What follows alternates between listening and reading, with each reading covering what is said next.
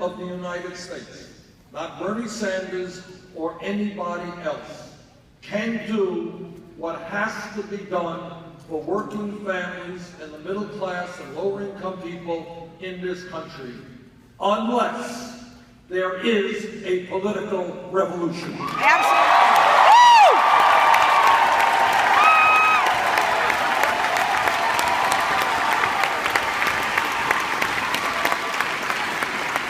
So if anybody here thinks, well, we're going to help Bernie win on March 1st in Minnesota, maybe he'll win the whole thing, he'll win the general election, and that's it, I've done my job, you're wrong.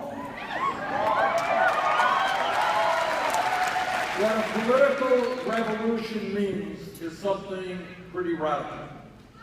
And that means that you and millions of other people in this country have got to come together and say loud and clear that when men and women fought to defend democracy, that in this day and age, we, the people, are going to have a government that represents all of us, not just a handful of billionaires.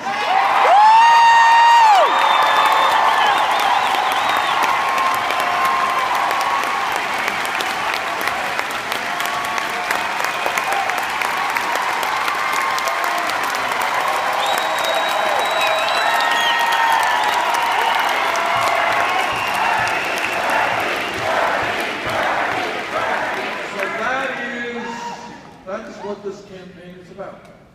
It is not just about electing a president. That's not enough. It's about transforming politics in America. It is about bringing people together. You know, Donald Trump thinks the road to success is to divide our country up. No. We know the road to success is to bring our people together.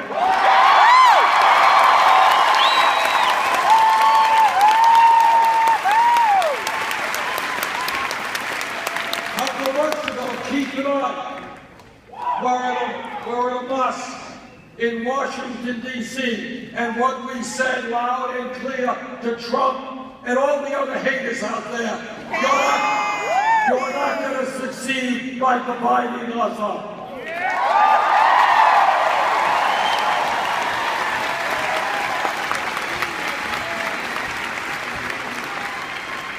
Now here's another political reality.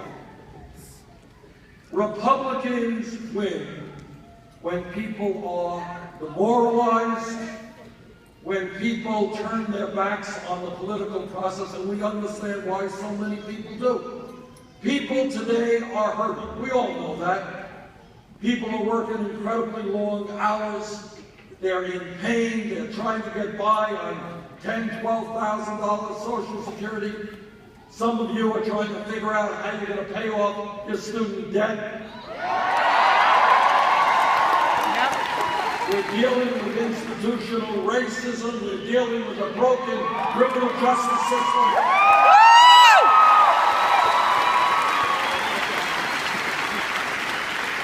We know that.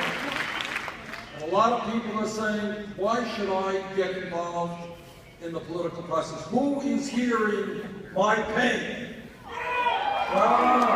But this is what it is.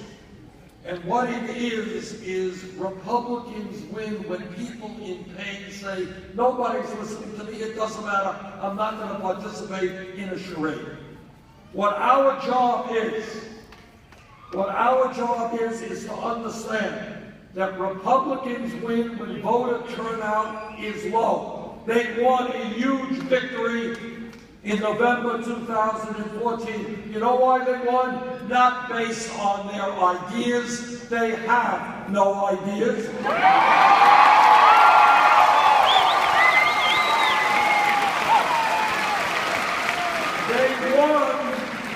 They won because 63% of the American people didn't vote. They won because 80% of young people didn't vote. When our people vote, we win, and we win big.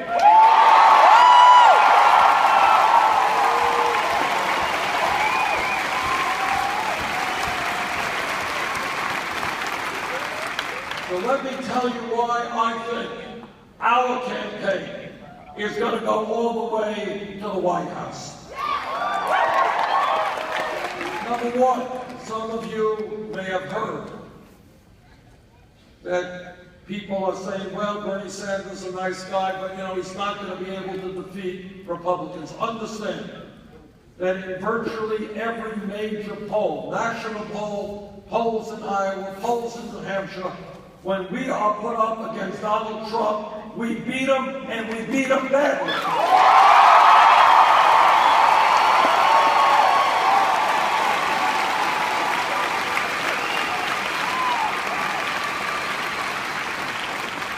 In a recent NBC poll, Hillary Clinton did very well. She beat Trump by 10 points. We beat him by 15 points.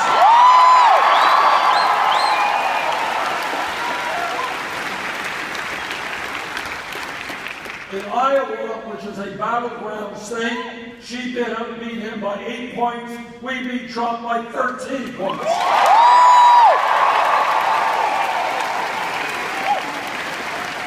In New Hampshire, another battleground state, Hillary Clinton beat Trump in that poll by 1 point. We beat him by 19 points.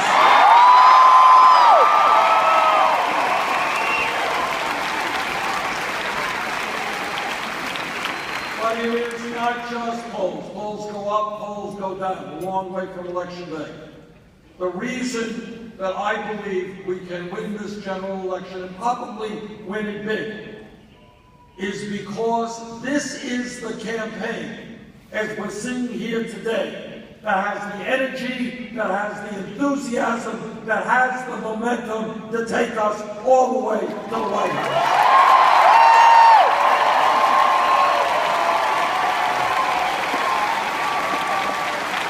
This is the campaign that will bring out working people to the polls and get young people involved in the political process.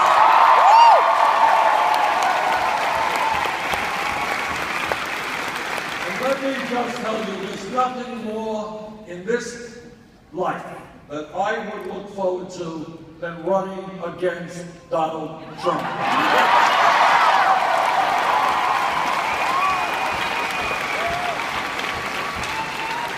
This is a guy who thinks that we should not raise the minimum wage above $7.25 an hour. At a time when real inflationary wages in America are dropping like a rock, this is a guy who goes onto a Republican debate and he says wages in America are too high. This is a guy who thinks that he can succeed by waging racist attacks against Mexicans and Muslims. And this is a guy who thinks not only that climate change is a hoax, which didn't surprise me, but he thinks this hoax was invented by the Chinese. Now, that did surprise me. I thought he would have believed it was invented by Mexicans or Muslims. But apparently it's the Chinese. So I look forward very much to running against Donald Trump.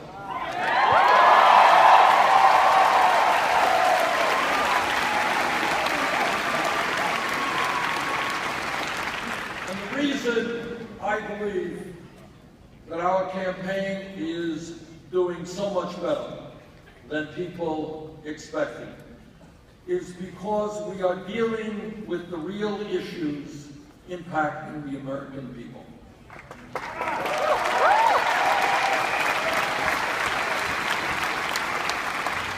I learned a long, long time ago that it is more important to ask the right questions than to give the right answers. What this campaign is doing is raising issues that you're not going to see on ABC or CBS or CNN. We're raising issues that are not necessarily going to be in the front pages of the newspapers. But we're raising issues that the American people in their gut know is right. I'll just tell you a story. Yesterday, in the morning, we had a meeting. A small town in Iowa called Iowa Falls. And not a whole lot of people there, maybe 200 or 300 people, no one near this crowd. And I asked people to get up and tell me what was going on in their lives. Had a woman jump up and say, you know what? My husband needs medicine. Cost of his prescription drugs has gone up off the wall. Another guy said he used to get medicine for a certain price. Now it is so much higher. Then a woman said, you know, I am trying to make it on $10,000 a year. Social Security. You know what it's like trying to live on Social Security? $10,000. You can't buy gifts for your kids. You wear the same old shoes, the same old clothes. And another woman talked about working in minimum wage jobs for much of her life and what it was like now that she is dealing with a disability and the pain that she is going through. That is the reality for millions of Americans today. That is a reality that we cannot continue to sweep under the rug.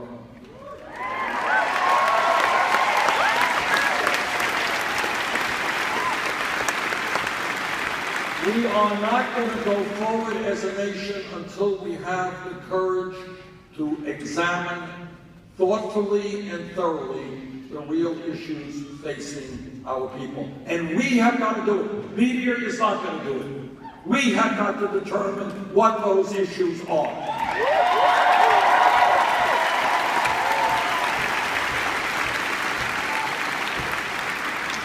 Let me start off by telling you one issue that together we are going to not only address, we are going to resolve.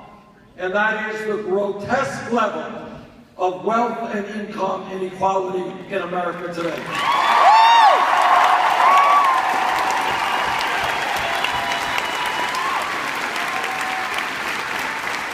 Here are the facts. They're not pleasant facts, but they are truthful facts.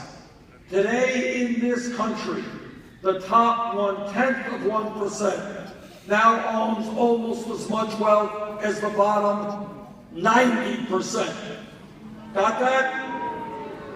Today in America, the 20 wealthiest people own more wealth than the bottom half of America, 150 million people.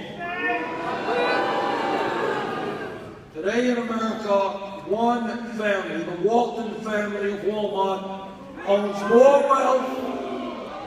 more wealth than the bottom 40% of the American people. Now here's an interesting point about the Walton family, the wealthiest family in our country. You hear a lot of Republicans talking about welfare cheats and welfare abusers, right? Do you know who the major recipient of welfare is in this country? It is the Walton family of Walmart.